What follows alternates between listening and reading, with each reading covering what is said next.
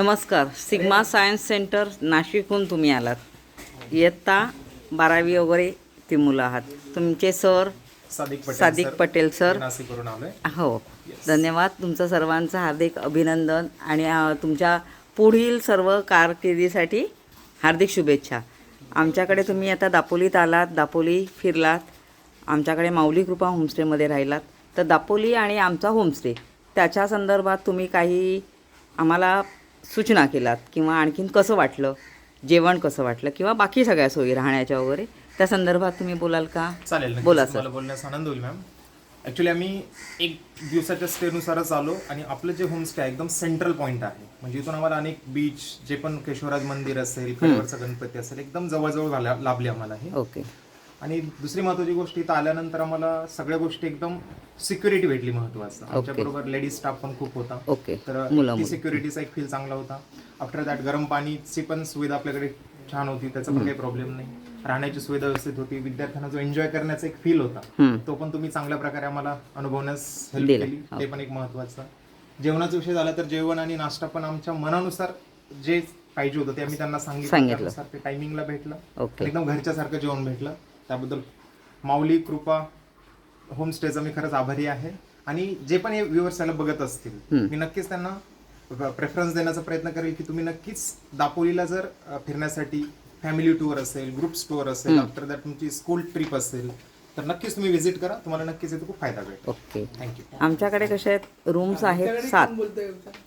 तुम्ही मुलांपैकी तुम्हाला कसं वाटलं शेअर ते? करा एखाद्या स्टुडंटला तुम्हाला कसं वाटलं. यश बोलताय? छान वाटलं, सगळं नीट अँड क्लीन होतं. ओके. नीट आणि क्लीन मिळालं. ओके, बोला रे. मी बोलते. येस, जयश्री. खूप छान वाटलं आम्हाला इथे येऊन. आणि म्हणजे एकदम असं घरगुती सारख्या सोयी आम्हाला भेटल्या. जेवण पण जेव्हा मी काल रात्री जेवायला बसली, अगदी मला घरची चव अशी जाणवली की मी माझ्या घरात बसूनच जेवते. आणि मुलींचं पण खूप जे पार्टिशन केलेलं होतं ते पण खूप छान प्रकारे केलेलं होतं. आम्हाला कसलीच अडचण आली नाही. आम्ही जे मागितलं ते सुविधा आम्हाला भेटली. ओके, धन्यवाद. हां, बोल. कोकणी फूड खायचं असेल घरगुती तर नक्कीच होमस्टेला या. हो, व्हेरी गुड, क्या बात आहे. धन्यवाद. छान, बरं वाटलं तुम्ही आलात सर्व. नाशिकला आमच्या क्लासला पण व्हिजिट करा. अच्छा, आमचेही नाशिकचे आहेत, बरेचसे क्लायंट्स आहेत इकडे येणारे. त्यांना आम्ही तुमचा नक्कीच व्हिडिओ दाखवू, तुमचा रेफरन्स देऊ क्लासच्या संदर्भात. कारण आता सध्याला मुलांना शिक्षण घ्यायचं म्हणजे क्लासेस हे लागतातच, तर आम्ही त्यांनाही नक्की देऊ. तसंच तुम्हीही तुमचे कोणी ओळखीचे तुमचे पॅरेंट्स त्यांनाही दाखवा, त्यांनाही आमच्याकडून आमंत्रण द्या आणि त्यांच्याबरोबर तुम्ही परत नक्की या. मला एक आवर्जून आणखीन बोलावंसं वाटेल.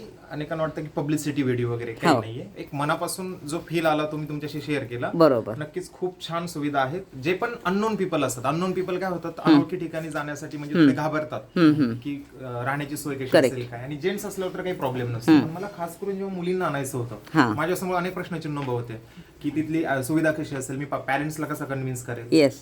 तर जेव्हा तुमचा तो व्हिडिओ शेअर केल्यानंतर मुलींना आवर्जून सांगितलं की तुम्ही दाखवा, अशी आपल्या राहण्याची सोय आहे. त्यानंतर नक्कीच थोडाफार अनेक जे विद्यार्थी येत नव्हते ते पॉझिटिव्ह नक्कीच झाले आणि त्यांनी येण्याचा चांगला प्रयत्न केला. बरोबर.